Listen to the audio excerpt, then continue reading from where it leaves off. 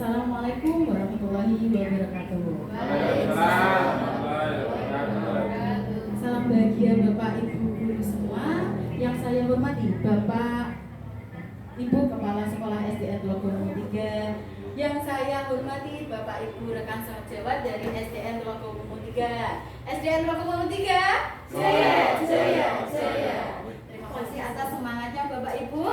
Yang pertama, marilah kita panjatkan puji dan puji syukur kehadirat Allah Subhanahu wa Ta'ala yang telah memberikan kita syafaat sehingga kita dapat berkumpul dalam keadaan sehat walafiat di acara diskusi pagi ini.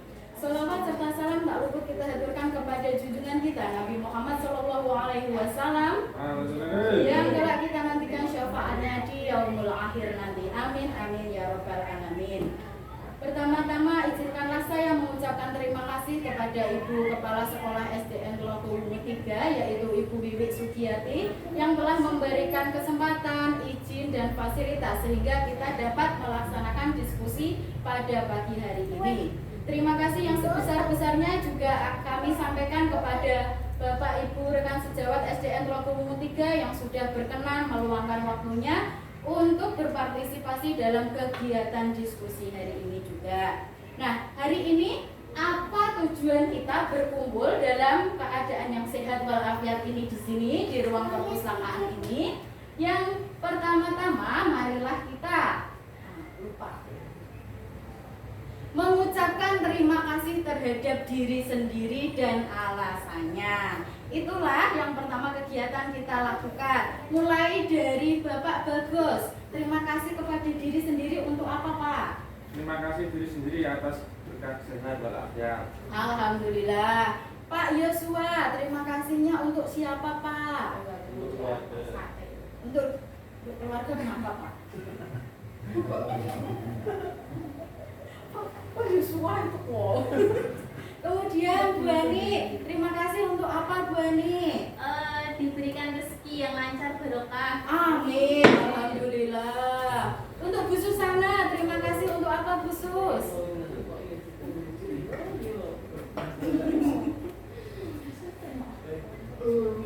Terima kasih Kesehatan, umur panjang. Amin. Terima kasih ya. Pak Boni, terima kasih untuk apa Pak? Terima kasih untuk kesehatan.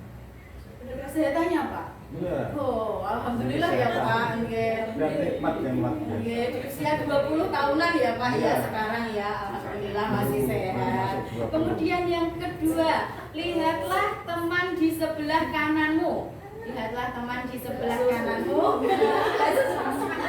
Kemudian ucapkanlah hal positif tentang teman di sebelah kananmu. Sekarang Bu Ais, hal positif apa yang bisa panjenengan lihat dari Pak Boni?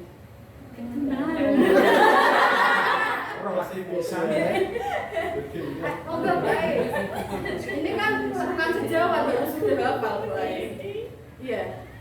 Bijaksana. Wes. Wah, bijaksana. Pak Boni, untuk Putri ada komentar apa yang positif ya Pak? Anda luar biasa. Wih. Bu Putri melihat Pak Yosua Bertanggung jawab. Pak Yosua melihat Bu Susana seperti apa Pak?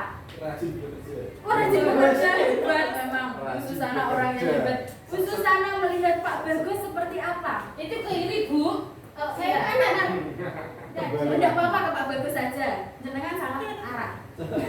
Agamais, Bu. Agamais. Oh, dia memang Bapak Guru religius. Pak Bagus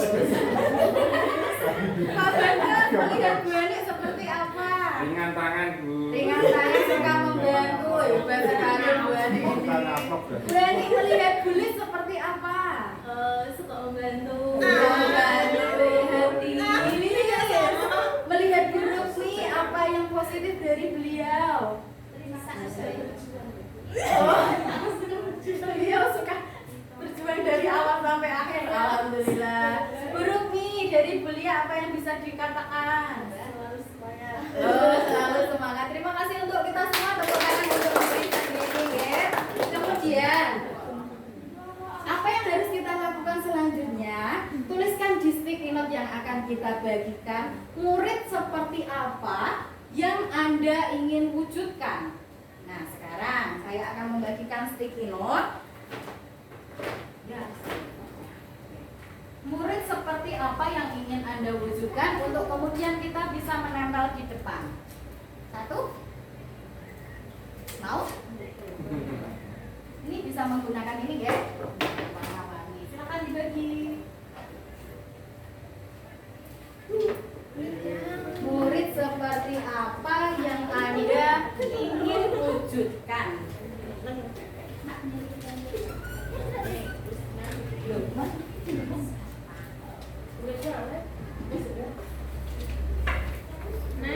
Susana pakai asisten ternyata. Kuning sama kuning. Nih ada kuning, ada coklat, ada coklat.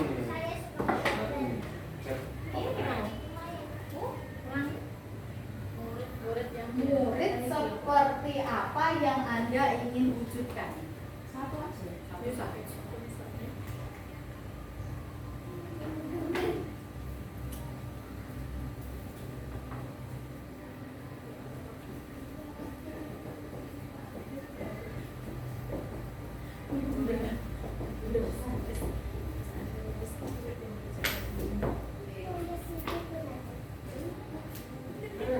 Silakan ditempel di sini.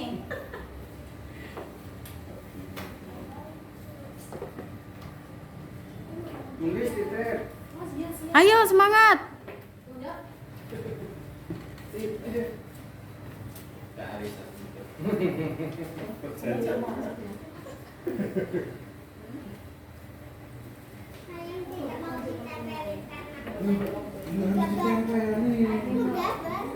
Ayo ikut ditempel, Cik Isti. Iya enggak apa-apa. Kemudian Pak Bagus, silakan dibaca murid yang ingin diwujudkan seperti apa Pak Bagus? Yang punya saya, Bu. Oh sudah. Ya, semuanya. Semuanya, ayo Pak. Berguna bagi masyarakat, nusa dan bangsa. Mantap, lanjut. Yang dua nggak kelihatan. Oke, dibantu Cerdas teman-temannya. dan berakhlak mulia. Murid yang percaya diri, berakhlak mulia. Sopan santun.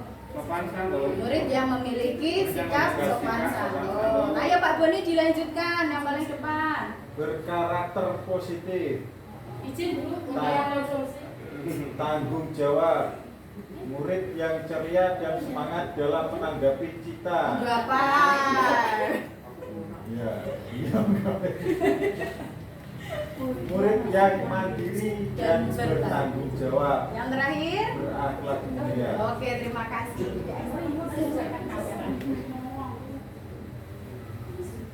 Nah, di antara murid yang ingin diwujudkan ini ada beberapa nilai yang panjenengan semua telah tuliskan. Ya, silakan.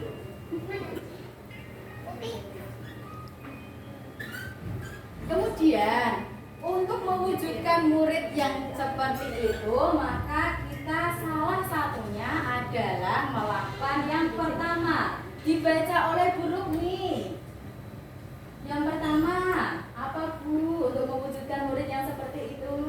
Yang pertama, awas terus memahami tentang budaya positif. Betul. Setelah memahami apa yang harus dilakukan Bu Ani? Praktek mandiri pelaksanaan budaya positif. Terima kasih atas partisipasinya. Nah, untuk mewujudkan murid yang ingin panjenengan semua wujudkan di masa depan, maka yang akan kita pelajari salah satunya adalah yang pertama, disiplin positif dan nilai kebajikan universal. Bu Ais, dibaca saja. Yang kedua ada motivasi, hukuman, dan penghargaan institusi. Yang ketiga Pak Boni. Yang ketiga, keyakinan kelas. Yang keempat Bu Putri. Kebutuhan dasar manusia dan dunia berkualitas. Yang kelima Pak Bagus. Posisi kontrol. 5 posisi kontrol. Yang keenam Bu Lia. Segitiga restitusi. Betul, terima kasih. Yang pertama kita akan pelajari adalah disiplin positif dan nilai kebajikan universal. Disiplin positif itu apa? Adakah yang bisa menjelaskan kepada teman-temannya di sini?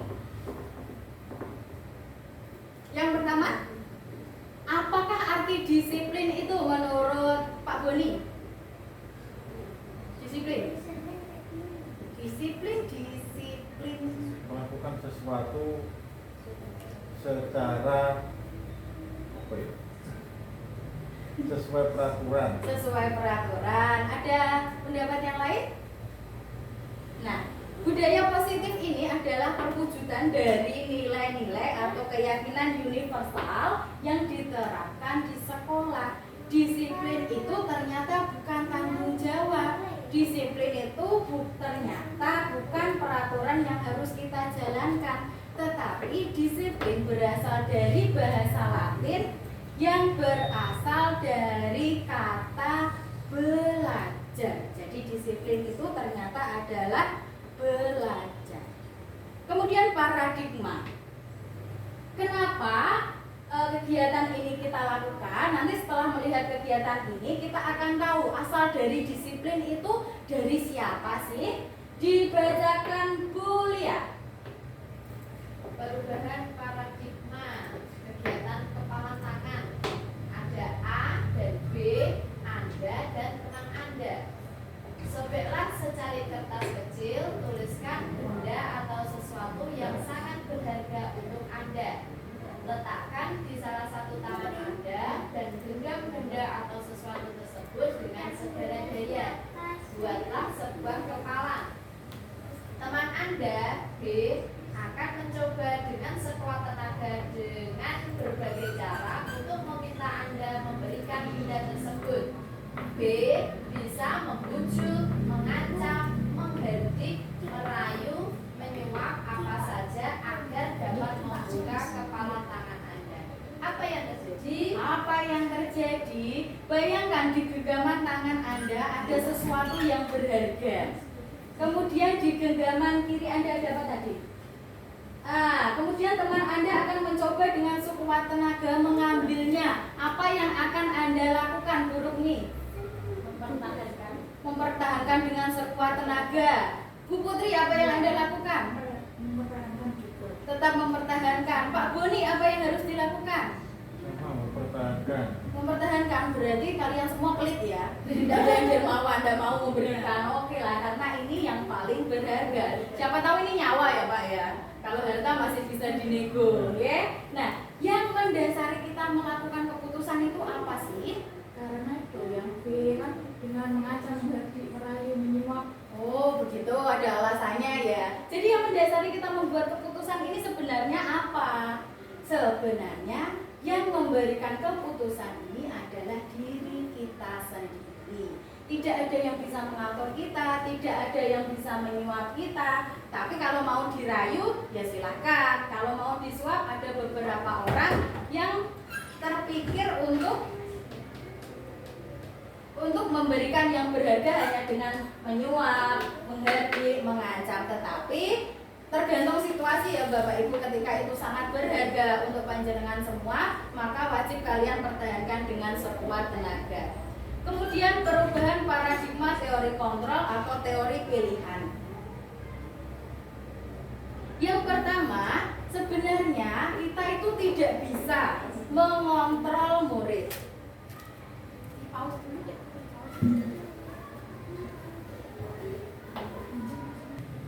Selanjutnya, yang ternyata kita miskonsepsi selama ini atau pemikiran kita yang salah selama ini, yang kedua adalah kritik akan membuat orang merasa bersalah, dapat menguatkan karakter. Ternyata mengkritik orang itu tidak meningkatkan karakter seseorang, tetapi lebih banyak akan melakukan tindakan bullying terhadap orang yang kita kritik tersebut. Meskipun selama ini kita mengkritik anak atau mengkritik rekan sejawat, itu sebenarnya adalah termasuk tindakan bullying. Jadi pendapat yang tidak diminta kok kita berikan, itu artinya kita telah melakukan tindakan bullying. Memberi pendapatlah ketika kita diminta.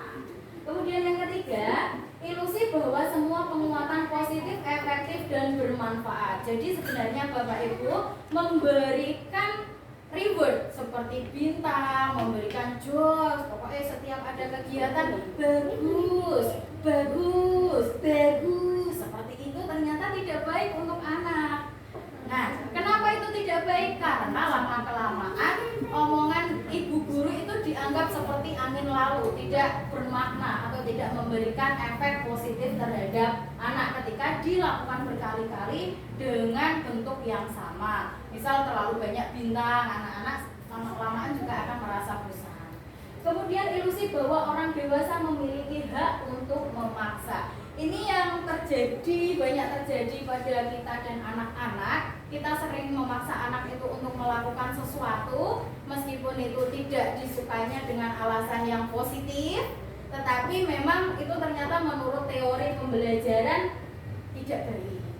Tetapi memang beberapa kita laksanakan untuk demi kedisiplinan ya. Kemudian ini lanjut. Nah, ini makna disiplin tadi sudah. Sekarang nilai kebajikan universal.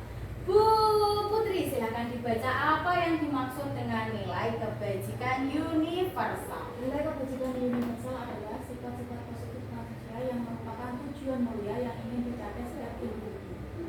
Nilai tersebut bersifat universal dan bebas bangsa, suku bangsa, agama maupun latar belakang.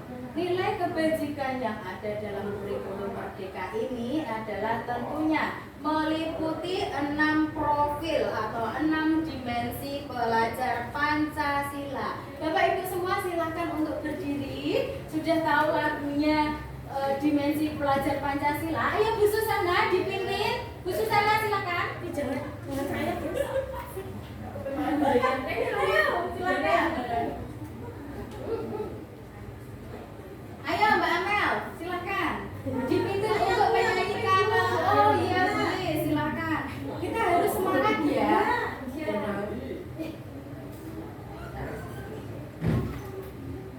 Satu, dua, tiga. Belajar Pancasila, beriman dan bertakwa pada Tuhan yang esa dan berakhlak mulia, berkebinekaan global, gotong royong mandiri, kreatif dan bernalar kritis. SDN Logong 3, jaya, jaya, jaya. Terima kasih atas partisipasinya. Silakan duduk kembali Bapak Ibu. Setelah itu ternyata banyak nilai kebajikan lain yang di luar profil pelajar Pancasila ini. Dan apakah nilai-nilai kebajikan itu akan tertuang dari soal di setelah ini. Nilai kebajikan apa yang dapat kita temukan pada soal nomor 1? Siapa yang tahu? Nilai kebajikan apa? Ayo Bu. Iya, apa boleh dibaca dulu? Dilarang lari di sepanjang koridor. Nilai apa Ibu Lis? Itu termasuk nilai kebajikan dari keselamatan. Oke, terima kasih, nanti kita cek sama-sama. Yang kedua, Bu Amel, silakan dibaca. Yuk. Yang kedua, Bu. Buanglah sampah di tempatnya. Kira-kira nilai kebajikan apa yang dapat kita temui dari peristiwa di situ? Kesehatan dan menjaga kesehatan. Wih, bagus, kesehatan dan menjaga kesehatan lingkungan. Yang ketiga, Bu Ais. Salam ketika bertemu dengan guru. Nilai kebajikannya kesopanan. Kesopanan, bagus. Yang keempat, Pak Boni. Berjalanlah di sisi kiri jalan. Itu apa, Pak Ibu? Keselamatan. Keselamatan, bagus. Untuk Bu Susana, Gunakan helm saat naik motor. nilai apa, Bu? Keselamatan dan jalan raya. Bagus. Jauhi narkoba, Bu Lia. Jauhi narkoba, kesehatan. Bagus. Kemudian yang terakhir, Guru. Andai ketika mengambil makanan, kesopanan. Kesopanan. Apakah kita benar? Coba lihat kuncinya. Bagus, sudah benar semua. Ternyata Bapak Ibu guru semua hebat. Kemudian kita akan melanjutkan tentang motivasi, hukuman, penghargaan, dan restitusi. Siapa yang pernah mendengar restitusi sebelumnya? Belum ya? Ya, nanti kita pelajari sama-sama ya. Kemudian teori motivasi perilaku manusia, ada motivasi eksternal, motivasi internal. Motivasi eksternal adalah motivasi yang berasal dari luar. baik itu meliputi termasuk hukuman itu motivasi eksternal ya, kemudian mendapatkan imbalan, mendapatkan pujian. Saya datang ke sekolah pukul 6:30 pagi. Apa sih yang saya inginkan? Apa sih yang ingin saya dapatkan ketika saya datang pukul 6:30 pagi? Tulis apa yang Anda inginkan ketika Anda datang 6:30 pagi itu mau ngapain? Untuk memberi contoh pada anak didik saya, Bu. Wih, bagus. Itu termasuk motivasi eksternal apa internal ya? Kalau menurut saya itu motivasi internal. Apakah sudah diterapkan sehari-hari? Kadang-kadang, Bu. Alhamdulillah sudah bagus itu. Untuk Bu Amel, motivasi datang 6:30 pagi itu untuk apa ya Bu? Oh, kedisiplinan sendiri bagus itu. Tidak ada paksaan dari kepala sekolah ya? Oh, iya bagus. Pak Boni, ini bagaimana Pak? Jenengan datangnya biasanya pukul 6:05 ya Pak? Iya, betul sekali. Alhamdulillah. Motivasi apa yang mendasari Anda datang jam 6:05 Pak? Menjadi contoh bagi anak didik, Bu. Wah, menjadi tauladan dan contoh. Tepuk tangan untuk Pak Boni. Berarti di SD kita ini tidak ada yang karena dirasani kepala sekolahnya, Oh, tidak ada yang gara-gara absen jam 7, Tidak ada. tidak ada yang Bu Susana ya? Bu Susana itu paling disiplin, hebat, menjadi contoh pagi-pagi selalu saling dengan anak-anak setiap pagi dan menyeberangkan. Bagus itu Bu Susana. Kemudian menuju kurikulum merdeka. Tujuan pendidikan menurut Pak Mbak KHD ini apa ya? Silakan Bu Lia. Tujuan pendidikan menurut Bapak Ki Hajar Dewantara itu menuntut segala kodrat yang ada pada anak untuk mencapai keterampilan dan kebahagiaan yang setinggi-tingginya baik sebagai manusia maupun sebagai anggota masyarakat. Terima kasih. Tujuan pendidikan menurut Ki Hajar Dewantara ini adalah menuntun anak sesuai dengan kodrat alam dan kodrat zamannya sehingga anak tersebut mampu mencapai kebahagiaan setinggi-tingginya. Nah, kenapa harus ada kodrat alam dan kodrat zaman? Karena anak itu memiliki dari lahir bukan hanya sebagai kertas putih saja, tetapi sudah diberikan pencipta alam, yaitu bakatnya masing-masing, kekuatannya masing-masing, kemampuannya sendiri-sendiri, yang tentunya berbeda antara satu anak dengan anak yang lain. Begitu juga kita memberikan treatment atau memberikan penghargaan kepada anak tersebut sesuai dengan bakatnya masing-masing. Ketika anak berbakat untuk berpidato, mungkin saja dia tidak menyukai pelajaran matematika. Meskipun dia bisa matematika, tetapi untuk taraf ahli biasanya memiliki kemampuan yang menonjol di salah satu mata pelajaran atau menonjol di satu sisi saja ya. Tidak bisa selama tidak bisa anak itu tinggi semua, itu sangat jarang. Kemudian menuntut anak sesuai dengan kodrat zaman. Seperti biasa kita ini sudah ada dalam keadaan digital. Jadi menuntun anak itu harus sesuai dengan perkembangannya sekarang. Didiklah anakmu dengan era sekarang, bukan pada saat engkau dididik dulu. Quotes-nya siapa Bu? Buruk. Quotes-nya siapa ya? Didiklah anakku dengan zaman yang sekarang itu. Tentunya sekarang adalah hubungannya dengan IT, penggunaan IT. Bu Susana itu selalu menyukai TikTok, ya Bu ya? Ya. Untuk apa Bu TikToknya selama ini Bu Susana? Enggak. Biasanya panjenengan sudah melakukan video pembelajaran yang bagus ya Bu Susana? Iya, alhamdulillah. Pak Boni, media sosialnya memiliki apa sekarang? Media sosial apa ya? Yang untuk anak Pak, yang digunakan bersama anak didik. Proyektor, Bu. Oke, itu termasuk media sosial.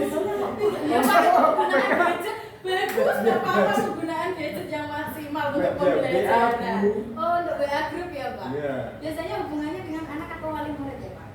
Dua-duanya, Bu. Oh iya, hati-hati ya Pak kalau dengan wali murid. Iya. Ya. Kalau Bu Putri memiliki media sosial apa ya? WA, Instagram, Instagramnya untuk apa Bu biasanya? untuk itu kegiatan belajar mengajar itu, Bu. Oh mantap. Untuk Bu Ais, media sosial yang digunakan bersama anak-anak apa deh?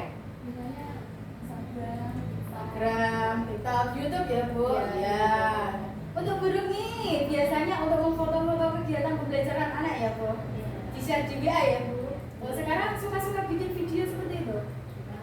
Alhamdulillah. Di apa Bu? Di aplikasi apa Bu? Pakai snap video kawan-kawan. Oke, Snap Video. Sudah diajarkan kepada anak-anak? Bagus. Untuk kemudian, pembelajaran menurut Ki Hajar Dewantara itu apa sesuai dengan kurikulum kita, yaitu merdeka. Artinya merdeka itu bukan hanya bebas melakukan kemauannya sendiri, akan tetapi kebebasan dan kemerdekaan seseorang dibatasi dengan kemerdekaan atau hak orang lain juga. Nah, bagaimana itu penerapannya dalam kehidupan sehari-hari? Anak tentunya tidak akan bisa berteriak-teriak atau memainkan musik keras-keras ketika ada kelas lain yang sedang melakukan pembelajaran, misalnya melakukan ada kegiatan keagamaan, misalnya anak-anak itu bisa dikondisikan sesuai dengan kemerdekaannya sendiri.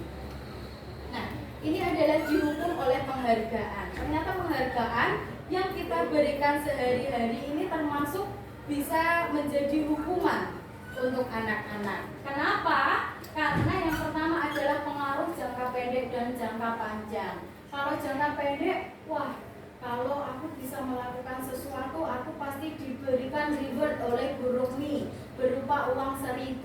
Maka dia akan berpikir dia akan belajar mendapatkan nilai 100 hanya demi uang yang diberikan guru tersebut. Kemudian adalah penghargaan menghukum, penghargaan mengurangi ketepatan. Biasanya siapa yang cepat maju nanti akan dapat hadiah dari Pak Guru, Bu Guru. Siapa yang pernah melakukan seperti itu? Pernah semua, nggih? Tetapi anak-anak biasanya cepat-cepatan dan tidak memperhatikan ketepatan jawaban. Jadi kedebukan cepat-cepat ke depan tetapi tidak tahu nilainya seperti apa. Penghargaan itu sebenarnya tidak efektif kalau dilakukan setiap hari, berkali-kali, dan menggunakan hal yang sama. Kemudian adalah yang terakhir, penghargaan merusak hukuman. Biasanya anak-anak yang merasa pintar, yang memiliki lebih kemampuan kognitif di atas rata-rata, mendapat banyak hadiah dari guru, dan itu menyebabkan anak-anak lain merasa iri atau merasa, alah paling yang bisa nanti anak itu, aku gak so ya apa-apa. Malah mengakibatkan itu merusak hubungan anak-anak dengan guru. Ini bentuk program kebajikan atau apresiasi. Bagaimana sih memberikan reward tanpa merusak hubungan antara guru dan siswa? Yang pertama adalah memberikan pengakuan secara khusus. Jadi pribadi, one by one memberikan penghargaannya, tidak di depan teman-temannya. Kemudian memberi pengakuan kepada semua murid bergantian. Jadi semua murid, misal satu orang hebat, meskipun anak itu mendapat 50, tapi kita harus hargai prosesnya. Kemudian beri pengakuan secara konsisten dan fokus pada proses. Misal fokus pada proses itu bagaimana? Bukan karena mendapat nilai 100, tetapi misal Dek Bagus, alhamdulillah hari ini Dek Bagus telah belajar surat Al-Fatihah. Meskipun ini belum hafal, tetapi kamu tadi sudah berjuang dan mendapatkan nilai yang maksimal sesuai kemampuanmu. Itu termasuk apresiasi. Sekarang bagaimana kita membedakan ini yang namanya hukuman atau konsekuensi? Yang pertama, mencatat 100 kali di dalam buku kalimat saya tidak akan terlambat lagi karena terlambat ke sekolah. Menurut panjenengan semua itu hukuman atau konsekuensi? Siapa yang menjawab hukuman? Hukuman. Oke. Yang kedua, lari mengelilingi lapangan basket 2 kali karena terlambat hadir di sekolah. Hukuman atau konsekuensi? Hukuman. Yang ketiga, murid diminta push up 15 kali karena tidak menggunakan masker ke sekolah. Hukuman konsekuensi? Hukuman. Menggantikan kertas tugas teman yang telah dicoret-coret. Konsekuensi. Membersihkan tumpahan air di meja tulis karena tersenggol pada saat belajar. Konsekuensi. Murid disuruh untuk tidak mengenakan sepatu seharian di sekolah karena tidak mengenakan sepatu hitam. Hukuman atau konsekuensi? Hukuman. Lari mengelilingi lapangan basket 2 kali karena terlambat 10 menit untuk pelajaran PJOK. Hukuman. Hukuman atau konsekuensi? Hukuman. Yakin? Yakin. Oke, kita lanjutkan. Yang terakhir ternyata konsekuensi. Kenapa? Karena ini pelajaran PJOK dan disuruh mengelilingi lapangan basket 2 kali itu untuk pemanasan. Begitu ya. Ternyata Bapak Ibu guru semua sudah bagus dalam membedakan hukuman ataupun konsekuensi. Lanjut. Perbedaan hukuman dan konsekuensi. Ini ada hukuman itu seperti apa? Silakan Bu Rukmi untuk dibaca hukuman itu seperti apa. Hukuman sesuatu yang menyakitkan harus terjadi, membuat anak sakit, baik fisik maupun hati, untuk jangka waktu yang lama. Anak membenci kedisiplinan, paksaan, mendorong anak menyakiti diri sendiri, konsep diri yang buruk. Anak belajar untuk menyembunyikan kesalahan, marah, rasa bersalah, dipermalukan, merasa tak dihargai. Oke, Bu Airi, silakan. Yang konsekuensi seperti apa? Sesuatu harus terjadi, Ya. membuat anak merasa tidak nyaman dalam jangka waktu pendek. Anak menghargai disiplin, stimulus atau tanggapan, mendorong anak agar mudah menyesuaikan diri. Konsep diri yang baik, anak belajar untuk mematuhi peraturan dan kehilangan hak jika tidak nyaman, diasingkan, disementara, atau time out. Oke, terima kasih. Perbedaan antara hukuman dan konsekuensi. Sekarang saya meminta Bapak Ibu guru menuliskan 1 hukuman dan 1 konsekuensi yang dapat Bapak Ibu guru temukan dalam kegiatan pembelajaran sehari-hari. Silakan.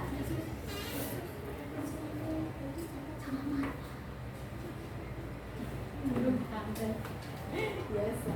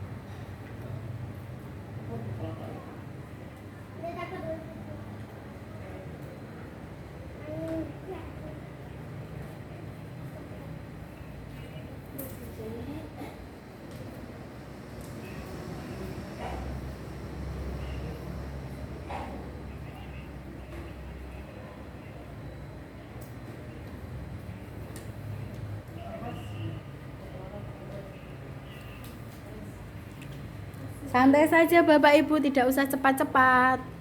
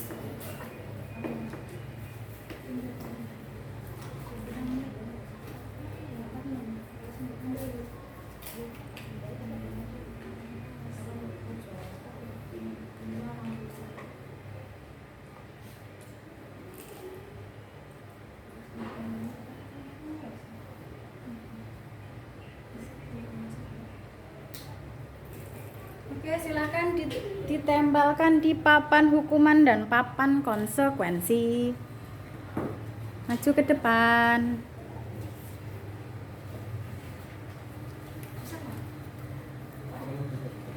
Ayo disambil.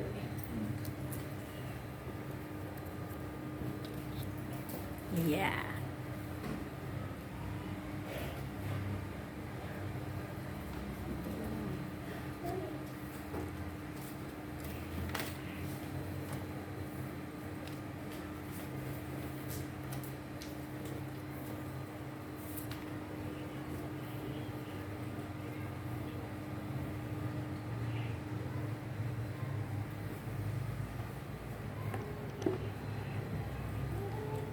Dek, tolong Dek. Ya. Terima kasih Bapak Ibu guru semua. Ternyata Bapak Ibu guru semua sudah memahami perbedaan antara hukuman dan konsekuensi ini. Betul, betul ya, betul. Terima kasih Bapak Ibu guru semua. Tepuk tangan untuk diri sendiri. Kemudian yang akan hadir selanjutnya setelah ada hukuman, konsekuensi, dan yang terakhir restitusi. Apa itu restitusi? Restitusi ini adalah kegiatan untuk menyelesaikan masalah tanpa hukuman, tanpa konsekuensi, dan berasal dari intrinsik anak itu sendiri. Misal dia melakukan kesalahan, dia akan ada kesadaran diri untuk bagaimana menyelesaikannya dan bagaimana menyelesaikan itu tanpa menambah masalah. Misal ini hukuman, ini tadi kan sudah dibaca semuanya. Kalau konsekuensi sudah, sedangkan restitusi ini silakan dibaca oleh Bu Eni. Restitusi merupakan pilihan Ya. menguatkan untuk murid atau anak dalam jangka waktu panjang. Korban mendapatkan ganti, murid atau anak mendapatkan penguatan, masalah terpecahkan, murid belajar bertanggung jawab untuk perilakunya, fokus dan pada pemecahan masalah dalam jangka waktu panjang. Apa yang kamu yakini? Apa yang bisa kamu lakukan untuk memperbaiki masalah? Nah, terima kasih. Jadi restitusi ini teorinya adalah pemecahan terbaik dari sebuah masalah yang kita hadapi dengan peserta didik khususnya. Nah, kita menuju ke keyakinan kelas. Setelah kita tahu hukuman, konsekuensi, dan restitusi, kita akan melaju ke keyakinan kelas. Siapa di antara Bapak Ibu guru semua yang sudah memberikan atau membuat keyakinan kelas di kelasnya masing-masing? Pak Bagus sudah? Sudah. Pak Ais sudah? Bu Lis sudah? Bu Romi sudah? Bu Ani sudah? Alhamdulillah sudah semua. Bu Susana sudah ya pastinya ya? Kemudian beda keyakinan kelas dan peraturan kelas. Peraturan kelas itu di paling kecil ini ya, biasanya kita sudah membuatnya. Keyakinan kelas, lingkungan positif, dan menjadi budaya positif. Sekarang, yang mana yang merupakan keyakinan kelas menurut dua pamflet di depan ini? Pak Bagus, mana yang merupakan kesepakatan kelas atau keyakinan kelas? Kesepakatan. Keyakinan. Jadi keyakinan kelas. Yang kiri. Yang kiri itu adalah keyakinan kelas menurut Pak Bagus. Ya. Berarti yang ini ya Pak? Oke. Ada yang lain? Tulis. Yang mana yang merupakan keyakinan kelas? Yang itu loh Bu, yang TK Bu, yang hijau. Yang hijau merupakan keyakinan kelas. Bu Rukmi, mana yang merupakan keyakinan kelas? Yang kanan. Kenapa Bu? Alasannya? Cenderung di situ kita bersama-sama tidak membuat peraturan yang memang harus disepakati atau mengatur anak disiplin. Oke, terima kasih alasannya Bu Rukmi. Bu Ais, menurut panjenengan mana yang termasuk keyakinan kelas? Menurut saya yang kanan, soalnya kan itu kan diikuti undangannya guru atas persetujuan antara guru dan murid. Jadi Oh, tidak seperti itu. Nah, manakah yang termasuk keyakinan kelas? Ternyata adalah yang kanan. Kenapa keyakinan kelas? Karena kalimatnya yang positif. Keyakinan kelas itu kalimatnya positif. Yang kiri ini termasuk kesepakatan maupun peraturan kelas. Nah, tugas selanjutnya. Iya, betul. Mari kita buat kesepakatan dan keyakinan kelas bersama-sama. Pertama, marilah kita buat peraturan kelas. Satu saja, dituliskan peraturan kelasnya. Peraturan kelas yang panjenengan semua sudah tuliskan di kelas masing-masing.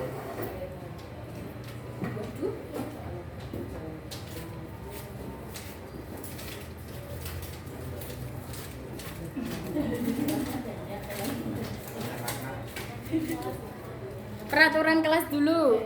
Satu saja. Iya, satu saja. Nanti kita bahas bersama-sama.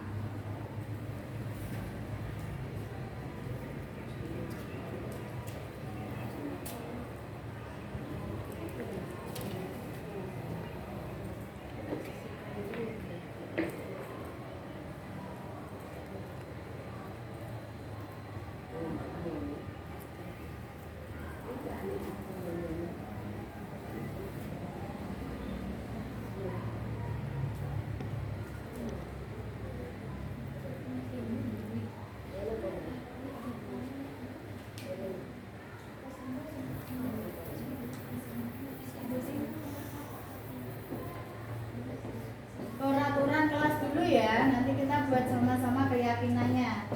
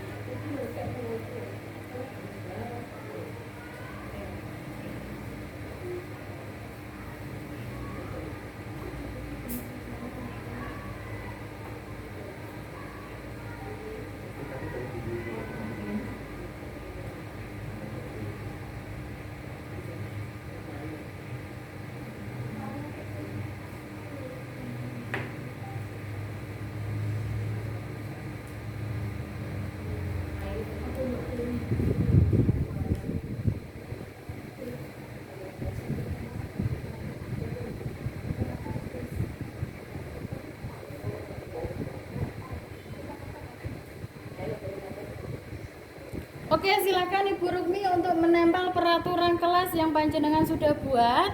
Bu Ani, Mbak Bagus, khusus.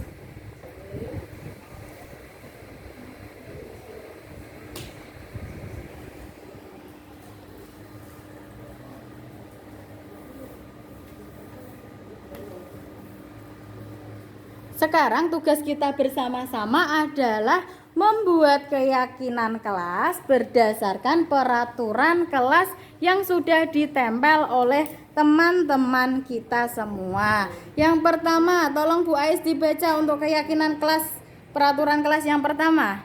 Datang ke sekolah sebelum pukul 7. Nah, keyakinan kelas seperti apa yang kita akan tuliskan? Misal seperti itu. Nah, terima kasih, silakan ditulis, Bu.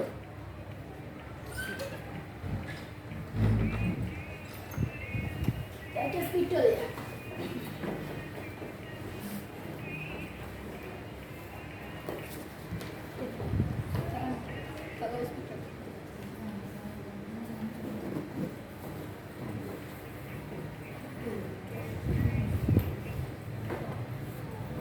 Terima kasih. Untuk yang kedua, Bu Putri, silakan Bu.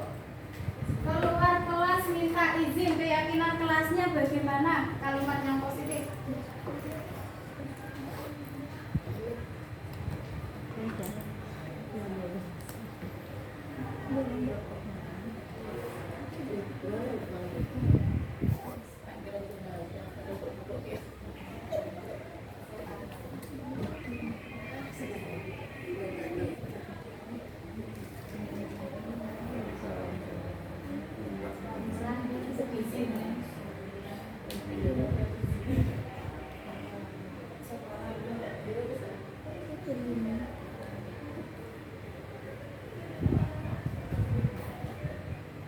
Oke, Pak Bagus.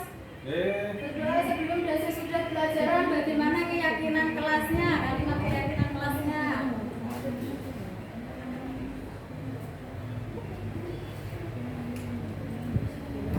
Menghargai.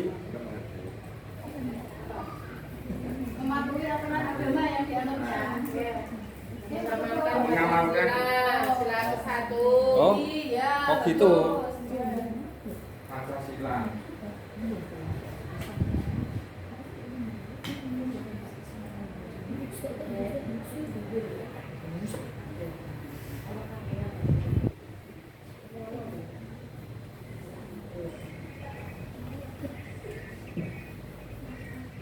Ayo Bu Ani, selanjutnya aturan kelasnya melaksanakan jika sesuai jadwal. Apa keyakinan kelas yang akan kita tulis bersama?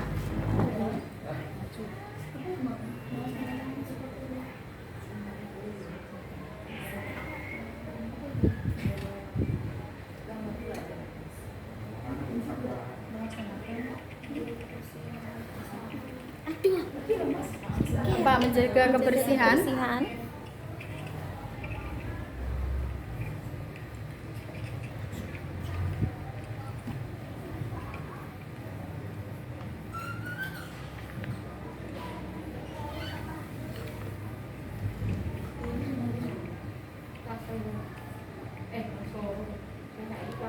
Boleh, silahkan membuat keyakinan kelas dari yang terakhir.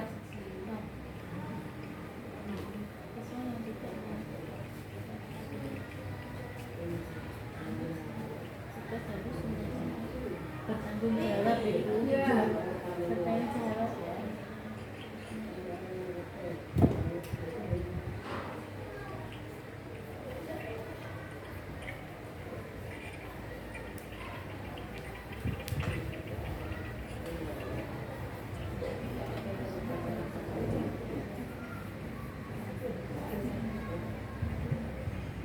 Bu Susana, tolong dibaca keyakinan kelas yang kita buat secara bersama-sama, Bu. Ayo suaranya yang keras, Bu. Keyakinan keyakinan kelas saya, 1, mematuhi peraturan tata tertib di sekelas, kesopanan, mengamalkan Pancasila sila ke-1, menjaga kebersihan dan bertanggung jawab pada pekerjaan. Tepuk tangan untuk Bu Susana. Terima kasih atas partisipasi Bu Susana. Meskipun sibuk tidak apa-apa ya, Bu. Kemudian selanjutnya kita akan belajar tentang kebutuhan dasar manusia dan kehidupan berkualitas. Nah, ini yang kemarin menjadi perdebatan kita ya, bagaimana kalau kebutuhan dasar ini tidak terpenuhi. Ada beberapa contoh yang telah kita laksanakan secara bersama-sama dalam kehidupan sehari-hari kita di sekolah ini. Ada beberapa yang tidak terpenuhi kebutuhan dasarnya dan akan berakhir dengan perilaku negatif, sehingga dapat menyakiti diri sendiri maupun menyakiti orang lain. Begitu juga dengan anak, ketika anak tidak dapat memenuhi kebutuhan dasarnya, maka konsekuensinya dia akan melakukan perilaku yang negatif dan dapat menyakiti dirinya sendiri maupun orang-orang di sekitarnya. Kebutuhan dasar manusia itu ada 5. Yang pertama adalah survival atau bertahan hidup. Yang kedua adalah kebutuhan akan kasih sayang dan rasa diterima. Yang ketiga adalah kebutuhan penguasaan. Yang keempat kebutuhan kesenangan, dan yang kelima adalah kebutuhan kebebasan. Nah, bagaimana kebutuhan bertahan hidup ini diterapkan pada anak-anak kita? Menurut panjenengan semua, kebutuhan apa yang menjadi kebutuhan dasar anak-anak di sesi bertahan hidup? Kebutuhan apa saja? Survival, bertahan hidup, kebutuhan apa? Untuk bertahan hidup anak ini loh, gizi, makanan, tempat tinggal. tempat tinggal, hah? Apa? Bertahan hidup. Yang jelas ada sandang, pangan, dan papan. Nah, itu harus terpenuhi semua. Apabila salah satu saja tidak terpenuhi, misal dia makannya di rumah susah, maka itu biasanya akan muncul perilaku-perilaku negatif seperti meminta uang temannya, mengambil makanan temannya, dan bahkan yang paling mengerikan adalah dia mencuri makanan dari kantin untuk memenuhi kebutuhan hidupnya, yaitu rasa lapar. Kemudian ada kasih sayang dan rasa terima. Anak itu harus diapakan biar kebutuhannya ini terpenuhi. Buruk nih, bukan disayangi, kata buruk nih, ini yang guru PAUD ya, atau guru kelas 1. Oh, sekarang guru kelas 6 ya, Bu. Kemudian kebutuhan akan penguasaan. Sang anak ini perlu diapakan, Bu Ais? Untuk dapat memenuhi kebutuhan penguasaannya, dia perlu diakui. Iya, diapresiasi, diberikan apa Bu Ais? Perhatian penuh ya, oke, atas kerja kerasnya. Kebutuhan kebebasan, Bu Putri, kebutuhan kebebasan apa? Membebaskan anak untuk berekspresi, Oke. menyatakan pendapatnya. Oke, terima kasih. Untuk kebutuhan fun atau kesenangan, please, anak itu harus diberikan apa? Please, Waktu untuk bermain. waktu untuk bermain kah? Ya, di sekolah pasti sudah ada nggih? Nggih, terima kasih. Jadi semua Bu Guru dan Pak Guru di sini dapat mengerti kebutuhan dasar manusia yang dibutuhkan oleh semua peserta didik kita. Kemudian kita menuju ke 5 posisi kontrol. Untuk dapat kita itu apa ya? Bukan mengendalikan murid, tapi bersama dengan murid kita akan mencapai tujuan pembelajaran yang diinginkan. Yang pertama adalah dibaca untuk Bu Wani. 5 posisi kontrol guru. Penghukum, Yang kedua, pembuat rasa bersalah, yang ketiga, teman, lalu pemantau, dan manajer. oke, berarti yang terbaik kita ibaratkan ke manajer, dan yang paling tidak baik ya adalah penghukum. Kita mulai bersama-sama dari yang pertama adalah penghukum. Bagaimana seorang guru ini menjadi penghukum? Apa saja ciri-cirinya? Ada yang tahu? Mudah saja ya, ketika tidak mengerjakan PR, ayo Darren, kerjakan di luar. Itu langsung penghukum. Mudah ya kalau penghukum ya. Kemudian yang kedua adalah membuat rasa bersalah. Misal tidak mengerjakan PR, tidak merasa akeh karo guru le, masa udah diajar berkali-kali sampai capek, kamu menyepelekan. Pernah seperti itu ya Bu? Ya, ya Banda. Dan itu biasanya membuat rasa bersalah. Selalu ya kayak. Iya.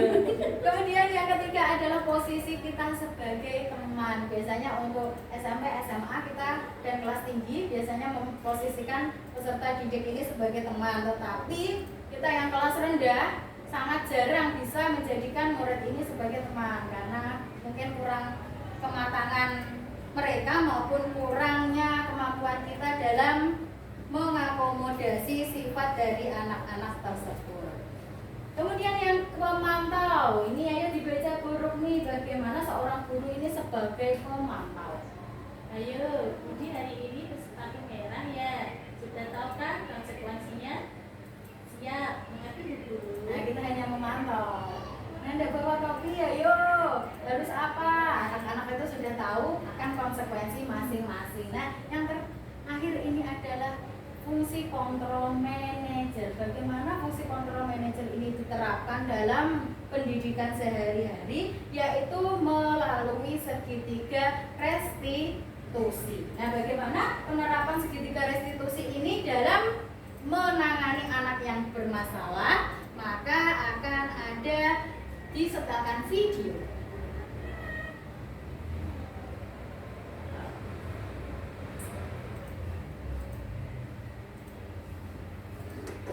Ia marah dan tidak bisa menahan emosinya. Berikut adalah skenario penyelesaian masalah menggunakan segitiga restitusi. Nina, tadi ibu dengar laporan dari ketua kelas, katanya kamu habis berkarya dengan buka. Iya bu, habis selesai. Gimana ya nampilinnya? End slide.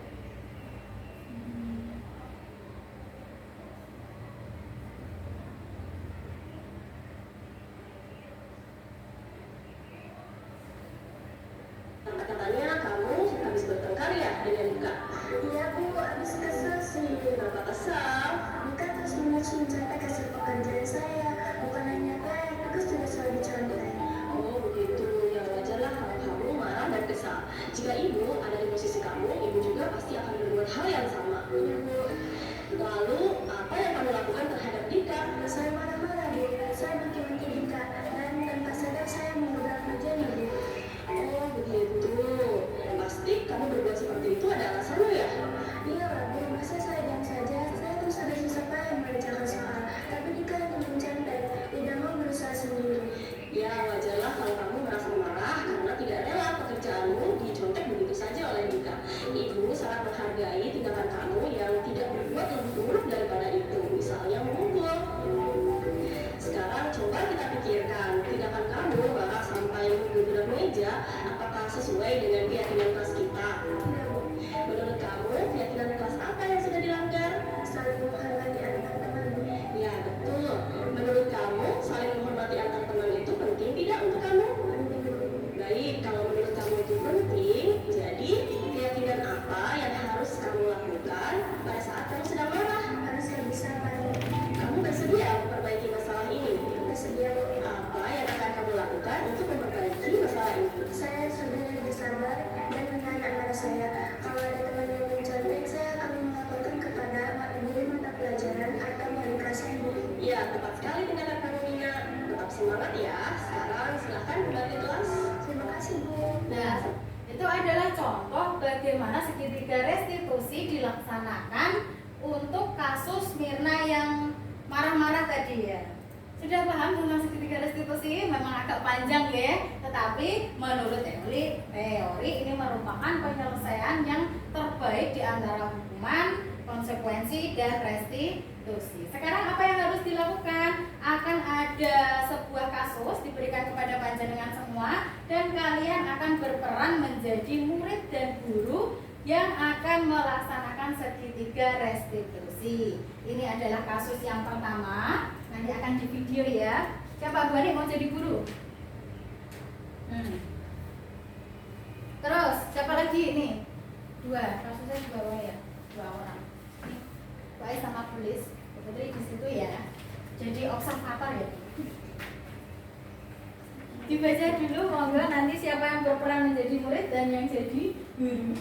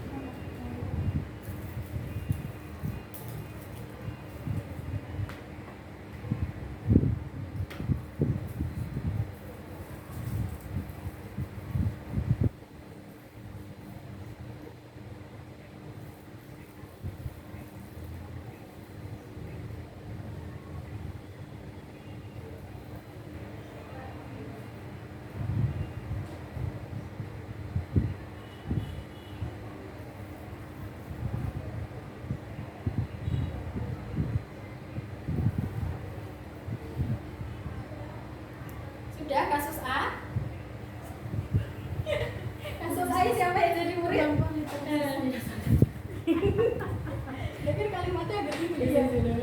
Ya. Oke, kita siap untuk syuting kasus A. Sebentar. Oke. Kan aku bilang, jangan tanya aku. Berarti aku jawabnya ini. Apa yang harus salah ya aku? Dan Amira, apakah kenapa kamu nangis? Aku sedih coba. Jadi kan Ali. Iya. Ayo, siapa yang jadi gurunya? Perlu Buruk. meningkatkan kemampuan literasi. Benar.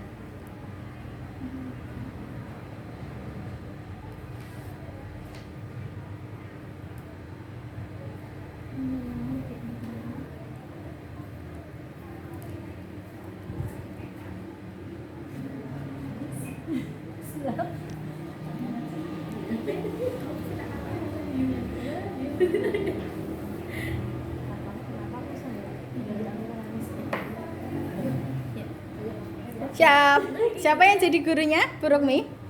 Oh, Bu Ani yang jadi guru. Buruk jadi anak yang nakal ya. Terus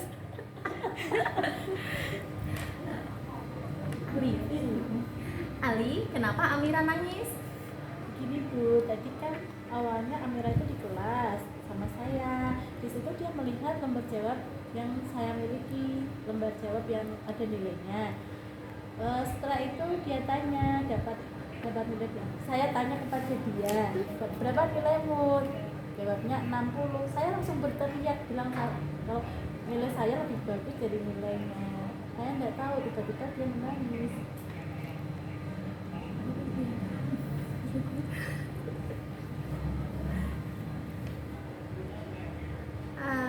Apa itu sesuai dengan keyakinan kelas yang sudah kita Sepakati?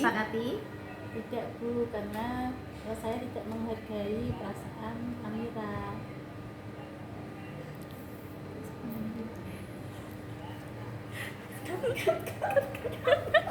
lanjut dah Mama. Lalu apa yang sebaiknya kita lakukan gitu? Lalu apa yang sebaiknya kamu lakukan? Kamu lakukan kepada Amira? Saya sebaiknya minta maaf sama Amira dan saya mau memperbaiki kesalahan saya bahwa saya di sini harus menghargai teman saya. Bagus. Ya, bagus. Segera laksanakan, Nana. Terima kasih tepuk tangan untuk Bu Ani dan Bu Rukmi. Oke, kasus yang kedua, Bu Ais dan Bu Lis. Siapa yang mau jadi gurunya? Aduh. Mika, kemarin kamu itu ya ke toilet terus ya? Kenapa? Iya Bu, aku sembelit. Sembelit ya? Iya. Oh, kenapa tiap hari kok sembelit ya? Enggak sih Bu, sebenarnya aku cuma minta perhatian aja ke teman-teman biar diperhatikan. Oh gitu, kenapa? Karena teman-teman nggak ada yang nemenin aku Bu. Aku Nggak ada? sendiri. Iya. Tapi pas ketika Luis mengajukan pertanyaan, ada yang tanya nggak di kelas ini? Terus aku tunjuk tangan. Tapi aku bukan mau tanya atau mau jawab gitu, tapi aku cuma mau izin. Mas, ketika itu kan teman-teman langsung ketawa. Jadi sejak saat itu aku jadi punya banyak teman. Nggak punya banyak teman ya? Sama sih kalau guru apa itu dicuekin juga guru sama rasanya kayak kamu. Kemudian keyakinan kelas apa yang sudah kamu langgar? Apa ya Bu? Bentar. Menghargai guru. Menghargai guru ketika mengajar. Oh gitu ya. Iya. Nah, kamu mau menerapkan keyakinan kelas tadi? Iya Bu. Ya, jangan diulangi lagi ya. Besok kalau ada masalah, kamu sebaiknya cerita sama guru, nggak usah langsung pergi gitu aja ya. Ya, sama-sama. Tepuk tangan untuk Bu Ais dan Bu Lis. Oke. Bapak Ibu guru semua pandai untuk berakting. Bu Ani sampai terpesona dengan kemampuan akting Bu Rukmi.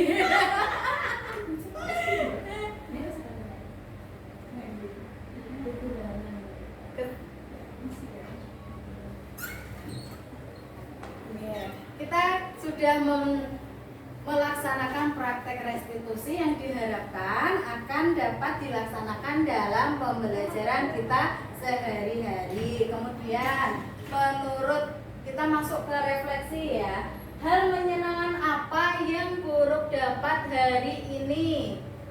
Silakan buruk berdiri. Kasih dek kamu. Hal menyenangkan yang saya dapatkan dari kegiatan hari ini adalah saya mengenal yang namanya segitiga restitusi yang selama ini belum sama sekali, hanya mendengar di mungkin dari YouTube atau dari yang lainnya. Dan dari kegiatan hari ini semoga nanti kita semua dapat menerapkan di kelas masing-masing. Terima kasih buruk. Untuk Bu Eni yang pertanyaan kedua, setelah melakukan diskusi yang akan saya lakukan ke depannya itu bagaimana? Diskusi ini tadi. Iya, setelah melakukan diskusi ini tadi, apa yang akan kita lakukan ke depannya? Ya, terima kasih. Dalam diskusi ini tadi ada beberapa ya, ada keyakinan kelas dan peraturan kelas, dan akan saya terapkan di kelas saya sendiri dan juga menjadi pandangan saya ke depan. Terima kasih Bu Ani. Untuk Bu Lis, setelah melakukan diskusi yang akan saya lakukan ke depannya adalah Ya, terima kasih atas kesempatan yang telah diberikan. Saya akan melakukan dan juga saya akan menerapkan kepada peserta didik saya bagaimana cara mengatasi masalah dengan cara segitiga restitusi yang seperti tadi ya Bu ya. Terima kasih. Oke Pak Boni, hal yang menyenangkan apa yang didapat hari ini? Pak Boni bagaimana? Menyenangkan hari ini Dapat belajar hal yang baru. Dapat belajar hal yang pengalaman. ya, saya mendapatkan ilmu baru dan belajar hal-hal yang menyenangkan pada hari ini.